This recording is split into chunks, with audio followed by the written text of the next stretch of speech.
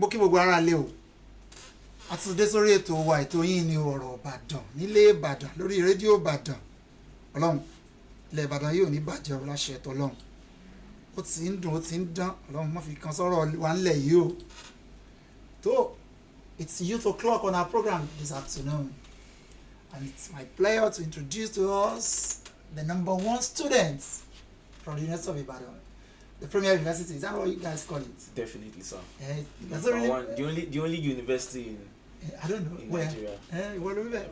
I'm back now. We are bad. We are bad. Closely, you're just doing a lot of. Yeah.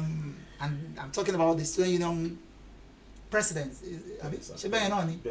University of Ibadan student union president, Mr.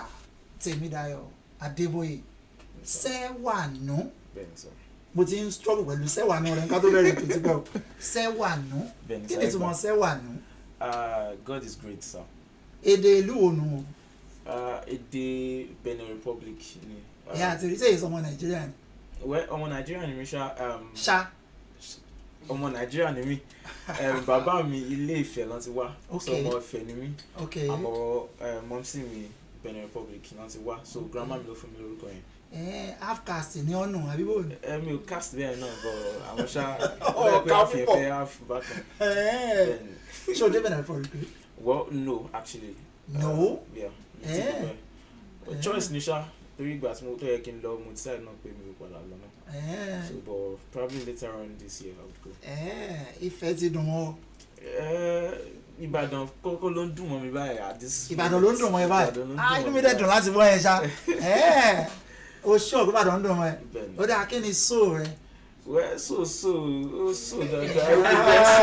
Yóò so dáadáa o èmi náà yóò ti so dáadáa o ṣèwé ìbọn tá a bá ń pé kí ni so rẹ so ní Ìbàdàn so ní. àwọn ọmọ Ìbàdàn mi ò tí ì já mi sí nìyẹn. ọdún mo máa ń gbọ́ kí ni so rẹ bàbá ọmọ nǹkan tó ń so káàkiri bóyá so ní. Kò sí problem sir. Kí ló ìjókòó yìí náà. Agani. School since ani. Temidayo jasi go títí o. But no problem. Akọ kó tó lọ. Yeah, bí mo ṣe sọ, it's youth o'clock today. Yeah, you know, for a long time, àwọn àgbàlagbà lọ́kùnrin lóbìnrin là ń gbé wá. Akọ̀tẹ̀ wa wo náà ni pé ẹja àwọn ọ̀dọ́ after all ṣe gbọ́dọ̀ náà pè ní àgbà ọ̀la àbí ẹ̀kọ́ ni. Youths of today will certainly become leaders of tomorrow. We want to check it out with you guys. And that's why I've decided to try that out with the University of Ibadan. Thank you so much. Several university now, of course, number one university, the only university. Others are. They are what? I mean, college. What's the problem also with my full chest? Really? University of Ibadan, the only university in Nigeria. Come on, mo sọ ká tó bẹ̀rẹ̀ tó pé àti mo retí SUG president nìkan tó máa ní gẹ̀gbàngbà. Ìgẹ̀mí sásínú ni ó wọlé sínú. Mo máa ń cover díẹ̀. Ìgẹ̀ sásínú ni. Mi ò like láti máa show. But seriously, it's no longer about size ni. Well, it's not. I mean, of course, University of Ibadan union, basically we practice intellectual unionism, so it's not size. Okay. It's not about the height or something, but what you have up there. Really? Yes. Would I feel of course. But an election, how did you emerge eventually? Was it really contested? Yes. About can you say you say come about it? Kò sí bó ṣe fẹ́ rí bẹ́ẹ̀ láì ṣe poli or any other. Wallahi ìsọkúsọ ló sọ. Wallahi ìsọkúsọ ló sọ. It's my show. Mo mọ̀ pé ojú ọmọ yẹn ṣá. Ìṣe láì ṣe poli. So, okay, poli not in practice ní àbí. Mi ò wá sọ bẹ́ẹ̀ o. Sọ bẹ́ẹ̀ mọ́. Sọ bẹ́ẹ̀ o. Inú mi dùn bó ti lọ sọ bẹ́ẹ̀ mọ́. Anyways, no problem. How did you go about it? Yeah, it was contested for through the election process. Really? I mean, we have the students' electoral body, right? Okay. They conducted that election themselves, and of course, every candidate had the opportunity to, cast their votes, run the campaigns, and of course, the students got to vote. Okay. Their choices, yeah. During the how many of you guys contested for this seats? We were 3, but at the long run, close to the election, we ended up being 2. 2? Yeah. So, my lady, Only. How many votes have you win? 2,847. Ni votes there. Can you that person? 2,165. What you doing now? All the fun. Well, I do well. Follow image. So, Momo, many students you are in, no? Currently we are around 30,000 plus. So you were number 1. Yes. Like 30,000. Yes. Mo de mo ro ayé tẹ́yin SUG president máa ń jẹ o. Ṣé wọ́n náà ti bẹ̀rẹ̀ báyìí? lọ́dún má parọ́ fún mi mélòó ni SA tó ní SSA PA executive assistant mélòó ló ní irọ́ náà you know normal náà ṣe bí àǹfààní wà fún ẹ àbí. kò normal ẹ ṣe mọ nǹkan ẹ jẹ́ ìṣàlàyé fún kò normal kẹ ó lè máa dá SG president odidi yóò àìṣe láì ní gbogbo SA SSA EA EP MM. kí làwọn máa ṣe ń bẹ̀ tàbá ti ní SSA ok SSA fún kí ni a fẹ́ rìn SSA a fẹ́ yàgbẹ́. ṣé o rí fídíò kan báyìí ó dà wọ́n ní north ní gbogbo president kan báyìí ó rí ọ̀dà cars mélòó tẹ̀lé wájú lẹ́yìn cars mélòó. tí bá sọ wípé bọ́ọ̀sì gan mo gbé wá kì í ṣe ká. ìwọ lè máa fara pamọ́ náà. irọ́ à ń ṣe bẹ́ẹ̀ nǹkan tó ṣẹlẹ̀ ni pé. ok irọ́ má jà fún question yẹn SA SSA PA EA mélòó ló ní. ṣé kì í sọ tọrọ fún yín. àṣọ àpá olórí afẹ́fẹ́ ni gbogbo ayé ló ń gbọ́ yín ṣe bó mọ̀. agents PA nìkan mo ní. mélòó ni wọ́n. ẹyọ kan. PA nìkan. ó tún tẹ̀lé mi wá gan. SA ńkọ́. kò sẹ́sì. SSA ńkọ́. kò sẹ́sẹ̀sì. EA ńkọ́. kò sí EA. ok well wà ní elders council. well kò sí elders council but of course we have volunteers that are ready to assist the union at all level of office, from the assistant general secretary office to the house secretary office to the vice president office. So everybody comes together rather than trying to SSA. Are actually necessary, because if you are there to do the work done, I mean, there's nothing that needs you majorly to have different people as SSA. To me, I can't think anyways wọ́n máa ń lówó ní yọ ẹ̀yin náà ń lówó yọ àìná. wọ́n ń lówó ní. ok náwó yọ àìkẹ́ àbí. ẹ̀yin guys mo gbórúkọ yín máa dábàá yé tẹ́ máa gbọ́ ẹ̀yin tẹ́jọ́ ń lówó àbí. Temidayo inú mi dùn láti rí ẹ. inú mi dùn láti rí ẹ náà sá. ẹ ṣe gan ni. ó fresh gan o. ọwọ́ olúwa ni. ọdún mélòó ti lò báyìí. Today makes it 165 days. Yeah. This very day. Yeah, in office. 165 days. Yes. Àwọn projects will like commission in 100 days. That's the practice now, ṣe bí? Well, commissioning projects in 100 days. Ìgboro náà lẹ ti kọ́ àbí? Of course. Oya 100 days ẹ kọ́. Well, kànga mélòó lẹ gbẹ́? Títì mélòó lẹ là? Àìtí lè ṣe mọ̀ pé. Exercise rules mélòó lẹ tẹ̀? Kò tí lè rí bẹ́ẹ̀ bàbá. Ṣé mọ̀ pé ẹja máa gbé díẹ̀díẹ̀. One of the reasons why we have union, right, in all universities, or should I say in all academic environments, is basically to stand in for students' interest, students' welfare, right? Of course, those projects commissioning comes as more like the additional welfare support to the students. But what I want to say is 100 days in office majorly marked a whole lot of student support system, and of course standing actively for them. 100 days in office, we were able to ensure that we stood against no increment to school fees, no increment to accommodation fee, and of course we understood the system and we had to change the accommodation process to having it online. So it's through online accreditation. Before you have to get to do some processes online before you can get to see your room number, and of course those things are done even before resuming to campus, so you know where you are going to immediately resume back to campus. And few things that we were able to do also was street light at the SUB angle. Then we also had to have the candid room renovated. That is, we had solar power installed there, so as to ensure, in as much there's no light on campus, there's blackout, so you can still get to read. Then we bought new chairs, we painted the place, and we got the place more conducive to students' interest. A lot of other things like that. Pé tí wọ́n bẹ̀rẹ̀ sí máa dárúkọ nítorí ò ní gbà wá láyé. Kò tiẹ̀ sáyé wákàtí kan láyé lóyún mo ti ń wò gan pé báwo mo ti fẹ́ lo wákàtí kan mi báyìí torí pé fàájì la fi bẹ̀rẹ̀ yóò iṣẹ́ dẹ̀ pọ̀ lẹ́wọ́ wa.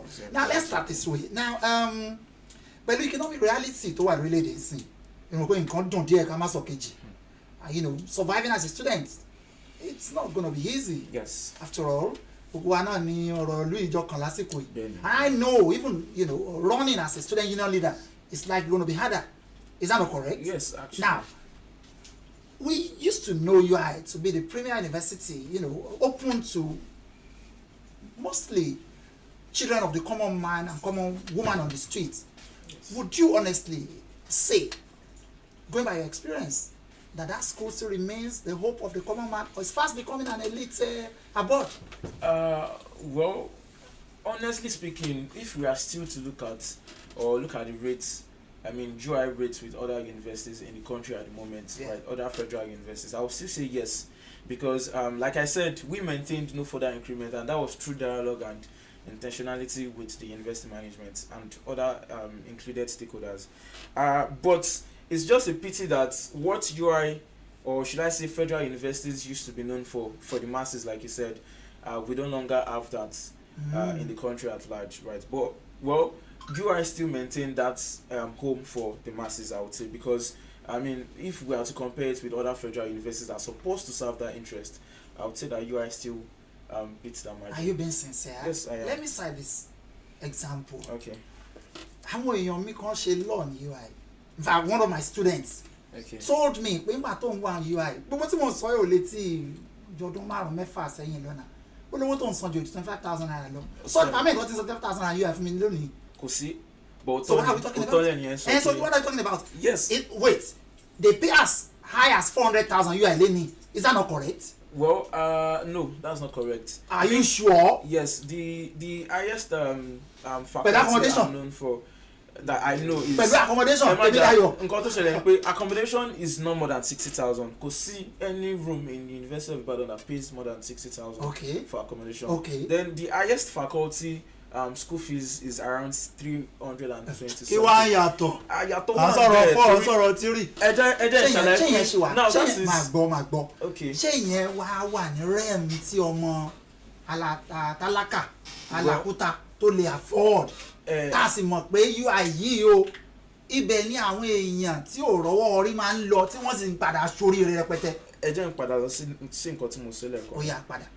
Yes, mo gbà nígbàgbọ́ pé this system currently is not what we actually wished all federal universities would finally accommodate. But I'm still saying that University of Ibadan still maintains that standard if we are to look at what federal universities should stand for. Of course, I accept the fact that GUI and other federal universities still increase, and there are a lot of development from what it usually used to be, right? But currently now, I can say that other federal universities are even collecting more than 400 for medicine and surgery or for other medical courses. But UI still maintains that no matter what, no matter the issue, no matter the cut of subsidy from federal institutions and all of those things like that, we still maintain that hope, or should I say that integrity of ensuring that that university is for the masses. So where we can say that, of course, the country situation and economical crisis is affecting the rate of these universities in school fees development and all, but UI still struggles to ensure that they remain that standard to the masses. Let's say try. I'm not under any management bondage, but I'm saying this truth and it's what it is. No problem. Thank you so much, sir. Yes, òtítọ́ nípa agbọ́ nípa this is your struggle over increment of your fees at that time. Yeah, but would you say honestly that you won that battle, or you just allowed the compromise to allow peace to reign? No, we won the battle. Sure? Yes. There wasn't any increment? Nothing at all. A bit slight one? Nothing at all. Yeah. Yes. Yeah. At least when I came into office, yes, we won that battle. Yeah. Yes. Okay. Okay, before you got in, but when you got in, okay. In fact, we recorded few reduction from some faculties, like faculties of education. Okay. And so yeah. That's not bad. Abi? Yes. Ṣé ẹ fẹ́ ràn lọ́wọ́ ni? Èmi àti ẹ̀ lájọ ń ṣèdánwò, àbí? Ṣé ẹ fẹ́ kó jíwèé wò ni? Ẹ má worry. Ẹ lè ràn lọ́wọ́ náà. Orí kó ṣígun wá bá mi ni. Mo dẹ̀ wá ń lé fún ẹ o. Ó ṣígun wá ni o. Now jẹ́ ká wò ná. Ká bá ní ká wo basic survivor ní campus yín bẹ́ẹ̀, from Melambi to Teda, Idea, Kuti. Tó lè fẹ́ wo ìgbáyé gbádùn àwọn tó ló ń ṣe ààrẹ lé lórí.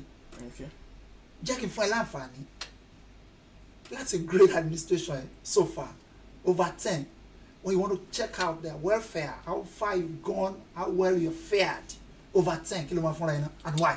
Alright, so currently I would give myself 7 over 10. Yeah, àti rí. Right. Torí mo fún ọlọ́run láti grade ara rẹ. Ẹ jẹ́ ìṣàlẹ̀ ẹ̀yin náà lè ní ẹ̀ máa fún mi láì láti ṣe. Ẹ mọ̀ mà ó yá why? So why I'm not saying more than 7 is because we still have a semester in office to go, and I believe that there are a couple of projects that we are looking at achieving before the end of office by the end of this year. Okay. Right, so I believe that there's still room for enough improvements towards that. And at the other aspect of the 7, of course, Kosibo Chiferi, there would be several issues and delay to some other things that we planned to do, but not because we don't have the ability or the interest in doing them, because there are some constraints in achieving those things, and one of the major things is finance. There are a lot of projects and intervention. Population 30,000. Population 30,000. Oh my! Check him out by show. Check him out by show. Kò kí máa ṣí ẹ̀rọ abáyín voice tí máa bá yín ṣí o. tẹ́ bá ẹ lè ṣí náà but tẹ́ bá lọ everything wà online, tẹ́ bá lọ online kẹ́ check. Okay, gbogbo finances wà online. Of course, everything is transparent. The Student Representative Council, they are involved, or they are responsible for checks and balances. So and whenever they do things like that, they put information out there. Okay. Press number and a couple of things like that. Okay. So 7 of my phone. Currently, yes. 7 of my contest. Fine boy, ne? And matter fine boy. I mean, let's struggle to work with you. See problems, sir. Okay. Let's move on. Now, let's talk about NEL Fund, the student loan. The government introduced. Some have argued, especially hailers of this administration, where in fact only saving grace ọ̀pọ̀lọpọ̀ ọmọ tí o bá drop out of school torí pé wọn rówó school san ara àwọn àṣeyọrí tí ọba àpapọ̀ gan pariwo nìyẹn, whereas àwọn kan sọ pé no, it's just a trap for the coming generation to just languish in debt. What's your own assessment? Where do you belong in these two divides? Well, honestly speaking, in as much I would not love to entertain much conversation on this NEL Fund issue, but Macron sorry download ni shoki àwọn contest. Ṣé bí tó affect yín? Ma sọ̀rọ̀ but not too much. Nǹkan tí màá sọ ni pé first of all, yes, I would say that introducing that system, that NEL Fund, has really helped a lot of students, right, paying their school fees and ensuring that finance is not. And when I talk about pocket money, it's 20,000. Well, yes, but at the other end, òótọ́ ni àwọn kan sọ pé trap ni. Now, the reason why I would say it's a trap is because tabawo structure country that we're at the moment. NEL Fund, of course, it's a very good thing because even abroad they take loans to do some things, right? But the country currently is not, should I say, is not ready, or it's not structured to accommodate that system. How do you mean? It's been on for some years and it's working. Teba notice a lot of problem with disbursement, approval, and it's not normal in a working country. And that's why I'm saying that teething problems. Yes, with a new concept, it's not normal because if the system is ready to accommodate that new initiative, I'm very sure that in fact we'll not have this problem occurring and students having issues. But in spite of all of these problems, I'm going to law. No. No. With the help of the current Nance president, and everything. Over 6 months, in fact, it is very correct. Over 6 months, I'm questioning something. Mr. President, some students will still some students will still go to take extra loan to pay their school fees because the NEL Fund loan that they've even taken has not been disbursed. So and are you not saying that's a system that structure, that particular system is working for this country, that we are not prepared to have that initiative because some things need to have been put in place before introducing something like that. We can fumble and wobble to greatness now. That's our style here. But that style is not good. In any case, so you will favor NEL Fund in something. Well, if some development and some look into can be made towards that. How much don't buy one? You like it on so No, me so pe ko da. Gbon mi yensin. Money, of course, the system is helping people, a lot of students. Improvement. Exactly. Okay. Right, and ensuring that the system is actually ready to further accommodate it since it is already introduced. Okay. Then. So we are trap now or no trap? Well, depending on, applying for it is on choice. So if you feel it's a trap, you can decide not to apply or get it. But the truth is, the fact that it's introduced and it is open to anybody at all to further your academics, no problem. But what we are saying is, even if you are doing this to help students, ensure that the structure works for all students and does not further cause problem to those students that we are trying to help with this system. Wow, me ní sọ ilé is okay. So báwọn schools kan wà tán ni wọ́n ń jápọ̀ tí lórí àwọn owó ìkan tó fáwọn ilé ìwé ṣé wíwẹ̀ ọ̀sẹ̀ lè yọ ẹ̀. Wọ́n jápọ̀ tí kì. Àṣàtẹ̀ àwọn ilé ìwé wọn dáná nù. Àbí ṣé pọ̀ sún ní wọ́n pè ní Sàámú kí ni wọ́n pè náà. Yes now o tó fẹ́ sọ pé ògbọ́n ni. In fact students gan ló complain pé wọ́n ṣé pọ̀ sún ní wọ́n pè ní. Ẹ̀yin boys wọn mú mi sí eré náà. Ṣé lóòtítọ́ ni o fẹ́ sọ pé ògbọ́n pé àwọn school management kan ń gba nǹkan lórí owó ìkan tó fáwọn students. Mo wá ń bi ẹ́ ń sìn pointedly ṣé irú ẹ̀ ń ṣẹlẹ̀ yóò àyìn bóyá ara àwọn nǹkan tó fẹ́ sọ ni mo dẹ̀ sọ pé kò sẹ́ni tó ń gbọ́ àwọn aráalé òkan tá à ń sọ èmi àti ẹnìkan ní. Kò sí nǹkan kan dájú pé wọ́n gbọ́ àbọ̀n gbọ́ kò sí nǹkan kan, but I'm telling you my full chest that there's nothing like pọtí àbíkílẹ̀ pé náà ní University of Ibadan, and that's why we would always stand as the first and the best university really in the country and of course in Africa. Wọ́n fa kọ sí we'll still get to that Ọlọ́run jẹ́ táwọn yorùbá mi láyé náà ni. Now but ṣé mo pé níbàdàn gan lọ́wọ́lọ́wọ́ yìí bó ṣe obtain ní ọ̀pọ̀lọpọ̀ bí ọ̀pọ̀lọpọ̀ ọmọ iléèwé ni àti jẹun ẹ̀mẹ́ta nira fún wọn bẹ́ẹ̀ kọ́ ni. Ìfá àwọn ròyìn owó àwọn ọmọ tí òròyìn hostel owó lé ní agbowó ń bẹ̀ ìfá àwọn kan ló ti fẹ́ triple, is that correct? Well yes, because the students of the University of Ibadan they are also affected and. Mo wá fẹ́ béèrè ni student union government tí wọ́n ń ràn ní kí làwọn safety nets tẹ́yìn put in place to ensure pé kì í ṣe bí làwọn ọmọ tó ń kó jẹ fi lọ school àdẹ̀rẹ́ ìtàn lé jáde nínú ilé lágbowó nù wọn. What are those safety nets that put in place? One of the things. Kò sì ní mọ̀ wọ́ sí o tẹ̀ ń pa ní ìsìn o. Tó bá fi rí nǹkan sọ ìbọn sí o Sàámú kí ló ṣe rọ̀ wà ní. Àwọn kọta ti ṣe because we understand the system with especially Agbo and all. We furthered some conversations with the government of Oyo State, especially when we heard the news from the Speaker of Oyo State, Right Honorable Oro'badan Adeboye, right, concerning Agbo and I mean agent rent and some other issues like that, which we already pushed in. And the very day when I was inaugurated into office, it was also in my inaugural speech calling on government, and I mean I was excited to hear that the Speaker of the Oyo State House of Assembly took further steps towards that. But well, currently we've not heard any improvement or further advancement towards that. But maybe I would use this medium to also call again to hear that we are still expecting and waiting for that. I mean that's promises and of course the continuity of what he promised to ensuring that we have a flat and a working system rate for all agents in Agbo or whichever areas, especially relating to student areas in Ibadan here and of course in Oyo State at large. Then other things that we ensured is we placed ourselves readily available for all students no matter the crisis and all. I mean just ensure that our student doesn't get frauded or scammed from any agent's fee outside.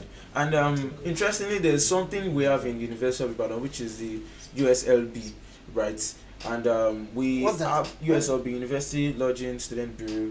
So what they do is to check out any hostels at all that students wants to get off campus, just to ensure that they get to check the validity of where they want to rent, and of course the durability of the building, so as not to have issues with collapsing or something like that. Then from the union again, we created an off-campus link. It's a channel that have all students staying off campus, so as to ensure that no matter what is happening, security, any issue at all, light or anything at all that has to do with student off campus, we have a channel that we easily communicate to them, and of course they communicate back to us. Yes, historically, UI everybody more as intellectual, as the hotbed of intellectual resistance in Nigeria. Definitely. But these days, unionism is soon. Àbí àárín yín kẹ́ sọ̀rọ̀ lórí àwọn national issues, subsidy removal ni o, electricity tariff hike ni o, inflation ni o, kí ló dé ń sùn. Well, mi ò ní sọ pé à ń sùn. ọ̀hún tó gbé ni. right dẹ̀ tó ń gbé. we are. ẹ pé lọ́rọ́ ni. we've been. Temidayo ìwé lẹ́sẹ̀ ní mẹ́tẹ̀ẹ̀ta. tó bá yẹ pé mo sọ ẹ níṣẹ́ ẹ rí mi náà ẹ pè mí mi ò sùn nìyẹn. really ó rọ ọba wọn sùn mọ́ ni. mi ò sùn nìyẹn tẹ́fí rí mi tẹ́fí pè mí of course but seriously. yeah I won't deny the fact that couple of situations have probably made us a little bit silent, but you know when should I what was the animal I would use now when a cheetah stays silent to catch his prey. I mean it's not always interpreted as him being lazy or him being short of, but rather him trying to set a trap to how best can he lay his hands on this. No, nǹkan tí mo try láti sọ ni pé it's before we go out to speak, it's better for proper understanding, and of course we don't just criticize, we give out alternatives, and of course we propose some other solutions to things rather than just coming out to criticize. So well, over the years we've been, like you said, fully involved in the development of the country, and yes, we are still definitely involved, and you'll see more of it very soon. Okay, let's keep hoping for the best. Definitely. I lọ sẹ́mi mo láìpẹ́ ṣùgbọ́n já kọ́ta kúrò sọ bí ìbéèrè ká méjì kan sí náà jẹ́ ká gbà pé President Bola Tinubu ló jókòó síwájú ẹ̀ to reach that very rare opportunity. What's that most urgent demand going to make on behalf of Nigerian students? Just one. Just one. O lè ro eko tó sọ. Of course there are many. I said one. Just one. And the most important, most urgent. President ló jókòó tó ń tẹjọ́ ń wòra yín o ṣọ̀gbọ́n ọ̀rọ̀ ayé irú ẹ̀yà ìbàdàn mi mọ̀ ṣe. Well, the educational system in the country needs a very, very important and drastic improvement. That's general. O just sọ nǹkan pàtó báyìí pé ṣe báyìí. It's just the academic, everything about education, the educational sector in the country. Ṣé primary àbí secondary àbí tertiary? Everything. The primary non K, secondary K, tertiary non K. Yes. So everything that has to do with education needs a very good answer. Bọ́ ìjọba yìí máa roll out oríṣiríṣi ìyànjú tó ti gbà lórí ọ̀rọ̀ education tí wọ́n ń sọ yìí o. Ààrẹ nelfon ni ẹṣọ́ wọn ṣá wọ́n á sọ fún ẹ báwọn ṣe increase the allocation fáwọn schools fáwọn oríṣiríṣi nǹkan ìwọ́n tó ní wọ́n ń ké yìí o. Well, the infrastructural growth of those systems is what we are looking at also. The welfare of the teachers, the welfare of the students, and the infrastructure of those systems that we call education. Infrastructure? Ilẹ̀ tún fẹ́ UI, buildings yapa, laboratories ò ló ń kà, studios tí ò níye, kí lẹ tún fẹ́ fi yẹn ṣe mọ́? Tẹ́ bá sọ bẹ́ẹ̀. Because now of course yes we know that kò surface lecture àtẹ̀dẹ́mẹ̀ tí wọ́n ṣe pé sí lọ́tún internet ló sì ni. Well àwọn èèyàn wọ́n wí bẹ́ẹ̀ ni ọmọ you are in the standard but ṣé tí mo ń ka ìwọ náà tún tẹ̀lé. For a working system okay. Right, we need improvement, and this is not just for UI, this comment is for other universities in the country. I mean we have other universities that are suffering from this. Our university mi ò ní lab gan pé ìtàlọ́ ti ṣe lab work wọn. And some couple of comments like that online that we've seen when some students will go out to do their project, get their lab work done outside. So those are the things that we need improvement. But what's in that education? Call me because I'm already a leader, and of course once a leader forever a leader. We stand for the student interest, and even if we are not longer in the system, we'd always stand for the students' interest. That's okay. Now, I mean, student unionism, especially àwọn tó bá ti emerge as leaders gbogbo àná la mọ̀ ọ̀pọ̀lọpọ̀ gbà àwọn guys máa fi ń prepare ara fún bóyá federal government appointment ni o bóyá favour kan lọ́tún lósì ni o bóyá contract in some cases yes student unionists ń gba contract mo kàn ní kí n bí ẹni o bóyá wàhálà ìsọ ìwọ ni wọ́n ń gbìyànjú àti fi ṣe tiẹ̀ lọ́wọ́ parí nìsín àbọ̀ kò fẹ́ polish tv yẹn bóyá international appointment kan ló ń retí tiẹ̀ mo lọ fojú sùn náà kò sí tó burú náà kẹ́ àbí bí tá a ti ṣe láti jẹ Temidayo. ó yé mi but at this point tí mo bá dé yìí I would say that we are of course the interest can be there, but we are still learning the system. We are looking at what is possible. Of course we are still looking at what God says, but at the other end, yes, anything at all to improve the country at large. Of course I'm still readily available to serve the country. So yes, whichever way we might go at the end of the day, I think that will still be a futuristic goal. But for now, since we're in a system that requires my full interest and full support, I think I should achieve this first, then live later for later. But yes, we are still interested in the country Nigeria, and we are promising that it will be great and be involved. Do you know course European studies, actually. Why European studies? To start with. Law apply for. I never applied for law. Did you really apply for European studies? Well, of money, no. You've committed no crime anyway. Alright, so let me explain that. I applied for communication and language arts. Oh, okay. But that application was not my application. I wanted to study theater arts. Okay. But my parents came up with this diabolic, with this and that.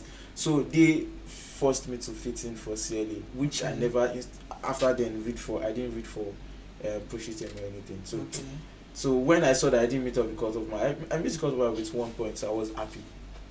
Yeah, so I took someone, they gave me European studies. I said, okay, let me just do Russian language. So instead, I saw the opportunity to combine, so I combined with German language. Okay. So yes, so of course then I was happy that since my parents forced me to do what I didn't want to do, and I also didn't get to do what I was happy that I didn't favor any side, so anything. But seriously, but of course I'm enjoying this course. More seriously speaking, the prospects can study European languages. Well, there are a lot of opportunities there. I would say couple of graduates currently from last session last year and all. They currently, some are working at the embassy, some are working with the ECOWAS, some already at institutional body like German institutional body in Lagos, GAB. Some currently are out there in abroad. Then a friend of mine got to me 2 days ago telling me about him getting the opportunity to further his masters in Russia, and he will be leaving this September. So there are a lot of opportunities where you can work in embassies, you can work. In fact, there's nowhere language there's nowhere language is not needed. Okay. You can work in MTN, you can even work here where we currently speak if there's need for an interpreter or something. So of course you can work. I won't say anywhere because students used to tag anywhere to mean that any job or any course you study and the target to be you can work anywhere means that there's not actually a specific thing. But meanwhile, at the other end, it means that you have the leverage to stretch your hand anywhere and still get the opportunity that you need anywhere. Temidayo Adeboye. Adeboye. Seno wa. Sewanu. Oleya. Oresu ma lo baba do jagun enu. Ibadan ni sore logun. We're back on here. Mr. President. Yes, sir. Temidayo Adeboye. Yes, sir. Seno wa. Sewanu. Ole ko ma. So ma call me. Ma call Sewanu. Kò tẹ̀ wá sí time wọn ló fún mi concern ṣá o. Kí la ṣe wá fẹ́ ṣe báyìí o. Chai kí ni kí n ṣe o.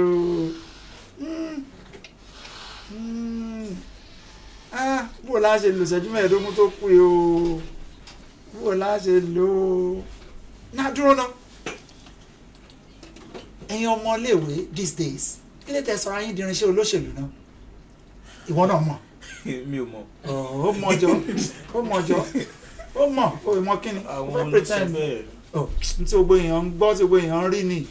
Ní iyọ̀ àyín mẹ́. So fẹ́ sọ pé àwọn olóṣèlú òkè approaching. For support. Of course, some approach, one give back. Àti ráwọn tó graduate nínú University of Ibadan tó padà wá pé okay, mo ń contest báyìí kí ni mo lè ṣe fún University of Ibadan. And of course, as the student leader, what we do is we are responsible to say, do this for the students, do that for the students. We are not instruments. Àná ní foot soldiers ní especially ẹ̀yin ọmọ UI fáwọn olóṣèlú ilẹ̀ yìí. The material ọmọ UI nínú anything that has to do with foot soldiers for politicians. Irọ́ really wait kò sí tó ràn nínú kẹ́ dìbò ṣe bó mọ̀. A máa dìbò bọ́ foot soldier tẹ̀sán yẹn pé irinṣẹ́ instrument à ń ṣe irinṣẹ́. Of course àmà ní candidates a lè support a lè canvas but à ń ṣe irinṣẹ́ tọ́ni irinṣẹ́ ló máa ń lò ìlòkulò ló máa ń lo irinṣẹ́ náà. Oh sure. Ó dà but olóṣèlú máa approach yín for support. Ẹ̀yin náà make request from them. Abi? Yes, definitely. For the students now. Of course. Now wá sọ fún mi in all honesty. Bí tẹ́ wọ́n ti ń wá bá yín fún support ẹ̀yin náà make request. Has there ever been a time tó fà yín ní bribe tó nítumọ̀? No. Because yes, since when I've been in office, right? Even before you got here, well, I'm sure you would have been an active, operator in Eastern Union politics. Yes, of course, I was. But then there would always be a mouthpiece. We be just as a support system back then. But now that I'm the mouthpiece of whatever decisions or conversations that would go on. I could recall earlier last month when governorship candidates came around, aspirant and everything. What we requested for majorly is this is what we need in the University of Ibadan. We need more street lights. We need a solar pumping machine system. We need hostel infrastructural growth like toilets and some other revamping like that. And those are the things we requested for solely, nothing else. Temidayo, tolóṣèlú kan bá wọ̀yọ̀ àìlẹ́ni tó kó ẹ̀yìn SUG guys tó kó yín jọ ẹgbà 15 million rí ẹ lọ fi ṣe tó wù yìí máa bọ̀ ṣé ẹgbà ni àbẹ́ ẹ̀dá padà. àgbà ẹ lọ fi ṣe nǹkan tó wù wá. Now it's not left to us to say nǹkan tó wù wá yìí o student interest afẹ́ fi ṣe báyìí afẹ́ fi ṣe báyìí. So tẹ́ ẹ bá wà gbà tán ṣé ló mú wọn lè kọ owó. aṣọ ń kọ because. ní wọn àgbọ̀ ẹ lè kọ owó ẹ ní kọ directive tó bá yà ó ṣe bó mọ o. irọ́ torí at the particular point in time owó yẹn ní gbà lọ́jọ́ nǹkan tó wù ẹ́ kò ní gbà pẹ̀lú clauses agreement máa ń wà. owó ọlájọ wà náà ayé yìí náà university ẹ̀ lè fọgbọ́n bá wa lò ká náà lọ́gbọ́n tá à ń lò. àjọ wà náà ayé yìí ní 15 million ló pè bẹ́ẹ̀ lẹ gbà bẹ́ẹ̀ lẹ́ẹ̀kan lọ́mọ ná. ká tó gbà reality ṣùgbọ́n ẹ gbà o. ká tó gbà. Temidayo ẹ gbà 15 million. àgbà no problem but ká tó gbà we have to talk about first of all hope there are no additionals to gbà lọ ṣe nǹkan tó wù yẹn ṣòye yín bẹ́ẹ̀ but tó bá ti rí pé gbà lọ ṣe nǹkan tó wù yín pé bóyá tá a bá ti fẹ́ contest àlóyìn bá fi ṣe báyẹn nǹkan yẹn làwọn ṣe tá àdẹ́lẹ́ fi gbà owó yẹn. wọn ò ní sọ náà púpọ̀ alájọ. tó o bá sọ àwọn máa tì sí wọn àdèmà make sure pé àwọn náà sọ pé kò sí any extra thing then of course every stakeholder and in fact we would definitely involve the investment management when it even has to do with a big amount of money like that so as just to be transparent enough and to ensure that we don't also at the end of the day put the university name into blame.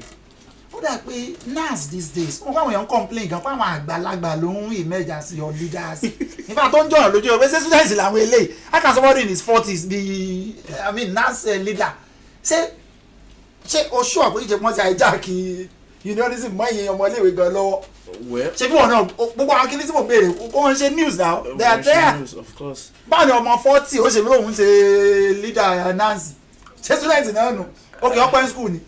mo béèrè ni of course okay ó ṣe PhD lọ́wọ́ ni okay ṣé nǹkan mi abẹ́ ń tọ́ra yín. You can also be a student. Sure, I'm even a student somewhere. Currently, we are in Babylon now. The University of Ibadan currently have one of the oldest students in the country, and it's 72. So, Faculty of Law or to what? Definitely, what I'm saying is the interest, and of course, the interest coupled with the passion to serve. See, students come back padà wá pé wọ́n ṣe masters mi lọ́wọ́ àbí wọ́n ṣe second degree mi lọ́wọ́ there's no problem with that in as much we can prove that is a student right that is what it takes but táwọn kan bá sọ pé some people are not a student or 40 or 30 years being the NAS president well it's not actually one of the consideration points to me honestly tabama in as much as a student and you are there to represent the students because the problem we have no issues with it. The Jews of this country nowadays gbogbo wa bàjẹ́ ló mà pọ̀wọ́ wọn cybercrime àbí bẹ́ẹ̀ kọ́ ni yahoo gbogbo alájọ mọ̀ náà àwọn tí ó ṣe yahoo lóbìnrin orí street hook up àbí bẹ́ẹ̀ kọ́ ni àwọn kan take to real criminal activities yes in the name of wanting to make money at all cost ìwọ as a student union leader and your ESCO kí lẹ̀yin ṣe to discourage especially àwọn UI bẹ́ẹ̀ tí ẹ̀ lè lọ bòmí from embracing these terrible vices. Well, first of all, what we do in the University of Ibadan is to talk to them, enlighten them. Yeah, last about drug abuse. Yes, Benny, and orientate them on the issues, the problems of all these things, right? So first thing we did when we came into office, right, when we had several programs, we had town hall meetings with almost all the halls in the University of Ibadan. We spoke to them about the importance of, ensuring they maintain good quality culture and of course their morals and every other extra things against drug abuse and the use of substance, right? And we also moved further to even have a rally against drug abuse coupled with mental health awareness and some other things like that. So those things, when we do them, we push them out for others to see and stuff like that. So yes, what we do is we discourage involvement with drugs or harmful substance. Then of course we also try to enlighten our youth on how to go about life without getting too involved in fraud and anything. There are several initiatives that we've brought up, like content creating, skill acquisition, different bootcamp, trade, crypto trading, some other interesting initiatives that we want our students to venture into, rather than just saying don't do this without introducing a system that they can also do with their leisure time or something. So what we do is we discourage them, and at the other end we provide them with a support system and some other things that we believe that would supplement or would further push away them from involving in bad acts. And another additional thing I want to say is this, starting from this month up to the end of this year, another thing we are also doing to help students so as not to venture into all these fraudulent acts is we want to improve their anything at all they do. You are selling anything at all, you are into business, you are into shoemaking, anything at all that you do, handiwork, right?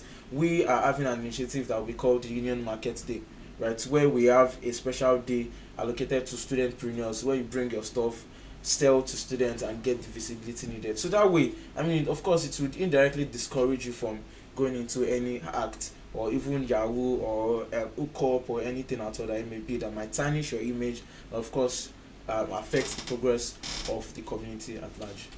And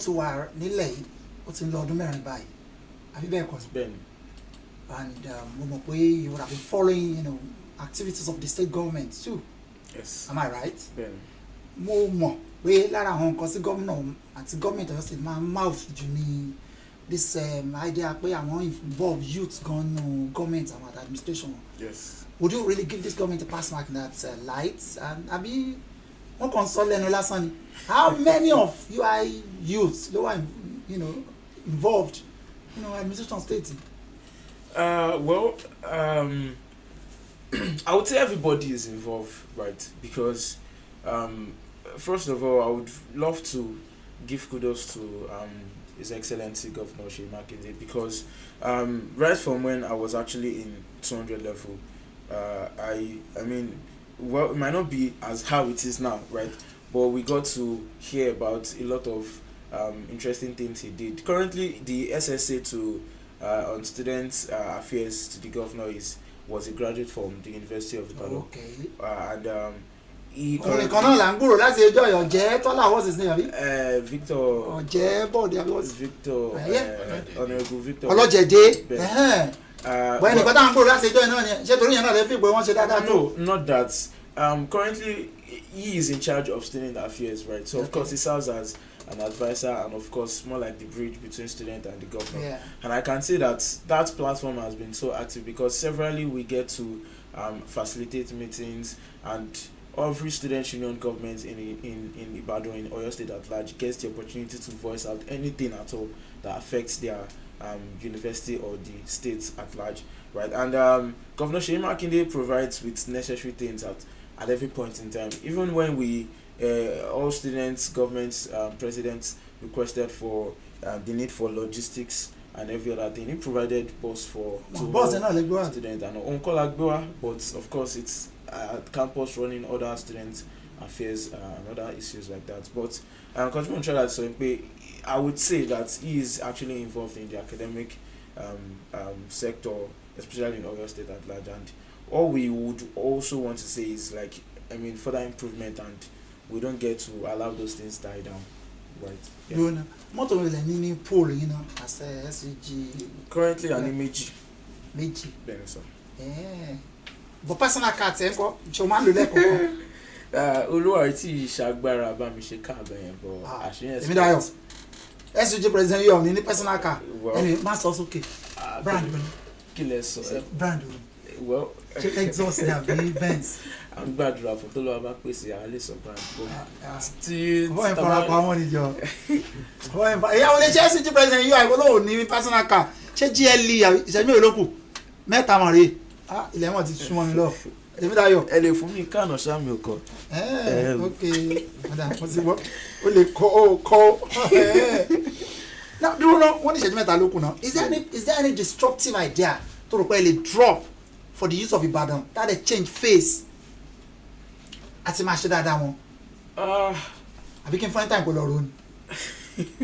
Well I think nǹkan tí màá sọ ni pé for the youth of Ibadan. Of course, let me start with even the words of encouragement. Sincerely speaking, in Ibadan, kí tó wá sí Ibadan, mo máa ń gbọ́ pé Ibadan ò dope, pé àwọn Ibadan ò dope rárá. Wọ́n ní jẹ́ dope. Pé wọ́n ṣàprápra, wọ́n ṣàkàkà, wọ́n ṣàgídí bẹ́ẹ̀ ni. Láwọn tó ṣe pé ṣé kí n ta sí ọ sọmọ ọfẹ lọ wá dóòpù bẹ́ẹ̀ni sọmọ ọfẹ lọ wá dóòpù. ṣé ìwé bá mi fún òwe tí mo sọ yìí. ààrẹ náà lò ṣé dénú ẹ̀gbọ́n ṣé dénú àbíká bí wọ́n ṣe ní ìlú pèrè ètò náà wọ́n fi ṣẹ́jú méjì ṣé o bá ní géèmù kan tá a máa ń pè lórí show yìí ṣé ẹ gbọ́ Ìbàdàn la máa ń pè Ìbàdàn ni máa bá ẹ ta ìwọ náà máa fi dá mi lò. wọ́n èmi ìgbọ́ Ìbàdàn. ó kí n má wulẹ̀ bẹ̀rẹ̀ rárá. Oh, oh yeah, tell me. I mean, what's our lórí àwọn youth Ibadan? So I mean, we can recall that University of Ibadan youths majorly, they've been able to compete with other states, like for example Lagos State and some other states like that are known for entertainment, known for creativities and some other business ideas, right? So and we can see the involvement lately, right? So the only thing I would say to Ibadan youths and to your state youths is that we are also encouraging you to further it, ensure that we don't venture into anything that tarnish our image, or we don't venture into cultism or drug abuse or anything at all that would diminish the growth of the state at large. And I would also encourage that we continue participating in academics activities so as to ensure that we are stable and intellectually ready to face the country and improve the country at large. Mr. Temidayo, say one. Mo gbà lọ́tẹ̀ yìí o. Ó yá pàtẹ́wọ́ fún mi. Adeboye. Temidayo Sewan Adeboye. Student Union President next of Ibadan. Inú mi dùn gan láti gbà lálejò lórí ètò. Ọlọ́run á máa wà pẹ̀lú yín. Wà á máa tẹ̀síwájú ni. Ní lọ sẹ́yìn láṣẹ Ọlọ́run. When we see youths doing well, it's always a pride to associate with them. Thank you so much. I just told you, let's look the youth way this time around. And I'm proud to have you as my guest this afternoon. I hope when we need you again, you'll still be willing to come around. Definitely. Yeah, mo pe àwọn guys tẹ̀lé wa. Yes. Lọ́kùnrin lóbìnrin ló tẹ̀lé wa. Yes. Ó dẹ̀ balance equation ọkùnrin méjì obìnrin méjì náà, abẹ́ ẹ̀kọ́ ni. Bọ̀bọ̀ yìí, I'll try gan. Ọkùnrin méjì obìnrin méjì. No sitting. Ẹ jẹ́ n gba orúkọ yín ẹ̀yin èèyàn mi. Àbí kí n jẹ́ ká máa dá fúnra yín ni. Ṣé màá rí handwriting yín kàṣà? Yeah, okay. This is Joshua Show what? Showton. You are the General Secretary, Student Union, University of Ibadan. Akọ̀wé àgbà. Mo kí ẹ kí ọ. This is Comrade Ezekiel Oluwa what? Oluwaseyi Agboola. Am I right? Yes, sir. You are the director of what? Projects for NANS Oyo State. You are director of projects for NANS. Oyo State, yeah. Oh, JCC Oyo State. We also have with us Morenikeji. Am I right? Abisola. You are the PA to the president. Where's Morenikeji? Moronkeji ni. Moronkeji Abisola is the personal assistant to the president. Yeah, we'll try. And the last but not the least is Ade what? Deborah what? Ademosu Deborah. Check in song by Deborah. àbí kí n má sọ lórí afẹ́fẹ́. ẹja move on. mo dúpẹ́ lọ́wọ́ gbogbo yín ẹ ṣeun gan ní tá a kò yí tẹ́ jẹ́ wa ọlọ́run á bá mi wà pẹ̀lú gbogbo yín o gbogbo yín lẹ máa ga nínú ayé ìfà àbàtì àti mo máa gbúrò yín níbi tó ga ni màá ti máa gbọ́ Kọ́lá Olómídé lórúkọ mi o èmi la tọ́kùn ètò yìí o àmọ́ mi ní lọ láì ní dúpẹ́ lọ́wọ́ àwọn èèyàn tèmi náà o gbogbo ọpẹ́ àfifọ́ba tó dá wa a sì ṣèbà Olúbàdàn ilẹ̀ Ìbàdàn His Imperial Majesty ọba Rashida Adéwọ̀lú Àkànmọ́lájọlẹ̀ àrùsà 1 kábíyèsí fún bàbá mo dúpẹ́ púpọ̀ lọ́wọ́ ààrẹ àgbà fún àgbáríjọpọ̀ ẹgbẹ́ ọmọ ilẹ̀ Ìbàdàn tó fún aláǹfààní tá à ń lò yìí olóyè amòfin Sulaimon Ajeniyi ọmọ Ajéwọlé olóòtú ètò yìí ọ̀dọ́ lòun náà báwo ni mo kọ́ ní wọ́n bá ń wá ọ káàkiri bọ̀ ní gan lọ́gbọ́n àgbà fúnra mi ni kó tó lóun wá rí mo ti wá rí fúnra mi Dada Samuel Akitomiwa that's my producer he's doing a great job here he's also the technical consultant in charge of Ibadan Radio if anything of this stuff you can consult him I'm sure he will do it very well for you and my personal person Fishe Tamzat if I my money here ìyá Ìbàdàn àwọn ń kọ àwọn ń sọ àwọn tún ń kà èmi ò rí tẹ́fẹ́ sọ tí ò lè bá yín ṣe bó ṣe wà o kò sí I tell you I'm sure you will need her one of these days that's the truth Badoski mo kẹ́kẹ́ that's the studio manager here bí ẹni tí òfin ti Badoski ò rí tó ṣe mo dúpẹ́ lọ́wọ́ gbóyin o a tún pàdé lọ́sẹ̀ tó ń bọ̀ láṣẹ Ọlọ́run thank you.